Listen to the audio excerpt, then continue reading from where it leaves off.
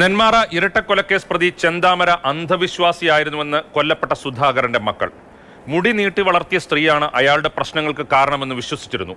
തങ്ങളും കൊല്ലപ്പെടുമെന്ന ഭയത്താലാണ് വീട്ടിൽ വരാതിരുന്നുവെന്നും പോലീസിലുള്ള വിശ്വാസം നഷ്ടമായെന്നും സുധാകരന്റെ മക്കൾ പറയുന്നു. നെന്മാറയിൽ കൊല്ലപ്പെട്ട ആ കുടുംബത്തിലെ അംഗങ്ങളാണ് നമ്മളോടൊപ്പം ഉള്ളത്. അദ്ദേഹത്തിൻ്റെ, അതായത് മരിച്ച രണ്ടുപേരുടെയും മൃതദേഹം ഇപ്പോൾ വീട്ടിലേക്ക് തന്നെ കൊണ്ടുവരണം എന്നുള്ള ഒരാഗ്രഹമാണ് കുടുംബാംഗങ്ങൾ പറയുന്നത്. കാരണം അവർ ഉണ്ടായിരുന്ന ആ വീട്ടിൽ തന്നെ അന്ത്യവിശ്രമം നടത്തേണ്ടതുണ്ട് എന്നുള്ളതാണ് വീട്ടുകാർ പറയുന്നത്. ഇപ്പോൾ എങ്ങനെയാണ് ഇത് അവിടെ നിന്ന് ഹോസ്പിറ്റലിൽ നിന്ന് വേറെ എവിടേക്കും കൊണ്ടുപോകണ്ട. അച്ഛൻ കഷ്ടപ്പെട്ടുണ്ടാക്കിയ വീടാണ്. അച്ഛമ്മ അവിടെ നിന്ന് വിട്ടു പോവില്ല. ഒറ്റയ്ക്കാണ് ഇത്രയും കാലം അച്ഛമ്മ ഇരുന്നത്. അപ്പൊ അവസാനമായിട്ട് അച്ഛമ്മയും അച്ഛനും അവിടെ തന്നെ വേണം, വേറെ എവിടേക്കും കൊണ്ടുപോകണ്ട. അച്ഛനും കഷ്ടപ്പെട്ട്, അച്ഛനും ആഗ്രഹം ഉണ്ടായില്ല എൻ്റെ അവസാനം എൻ്റെ അച്ഛൻ്റെ വീട്ടിൽ തന്നെ ഇരിക്കണമെന്ന്. അവിടെ തന്നെ മതി, പോത്തുണ്ടി തന്നെ മതി. നിങ്ങൾ ഇവിടെയാണോ സ്ഥിരമായിട്ട്? അവിടെ നിന്ന് പേടിച്ചിട്ടാണോ അവിടെ വന്ന്? പേടിച്ചിട്ട് ഞാൻ അമ്മന്റെ വീട്ടിലായിരിക്കും, കുരിശ്ശേരിയില്. ഈ അപ്പാപ്പനും അമ്മമ്മയും ഞാനും മാത്രമേ അവിടെ ഉണ്ടാവുള്ളൂ. ഇവരാണ് എന്നെ നോക്കുക.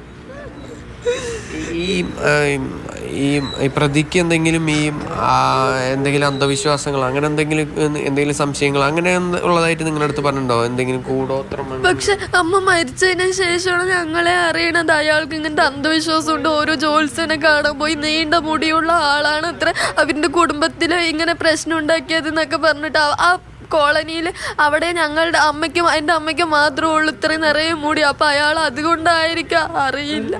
അമ്മയെങ്കിലും പോയി, ഇനി അച്ഛനെങ്കിലും ഉണ്ടാവുമെന്ന് വിചാരിച്ചിട്ട് അച്ഛനും പോയി, അച്ഛനെയും കൊന്നു. എന്നിട്ട് ഓരോ റിയാക്ഷനും പോലും പോലീസ് എടുത്തില്ല.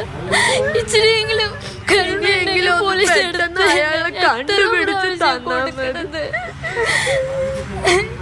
വയ്യ. ഇതുവരേക്കും കണ്ടെത്താനായിട്ട് കഴിഞ്ഞിട്ടില്ലെന്നാ പറയുന്നത്. പെട്ടെന്ന് കണ്ടത് അയാൾ തൂക്കുകയായിരിക്കും. ഞങ്ങൾക്ക് ഒരു സമാധാനം ഇല്ലെങ്കിൽ എന്നെയും കൊല്ലുമോന്ന് എനിക്ക് അറിയില്ല. നേരത്തെയും ഭീഷണി നിങ്ങളുടെ അടുത്തുണ്ടായിരുന്നു?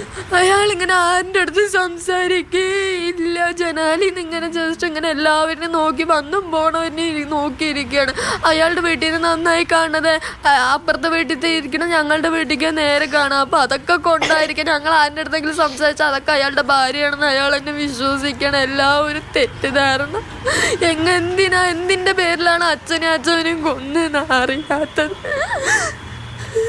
ഈ അവിടെ വന്നപ്പോ പിന്നെ നിങ്ങൾ അങ്ങോട്ട് പോയിരുന്നോ?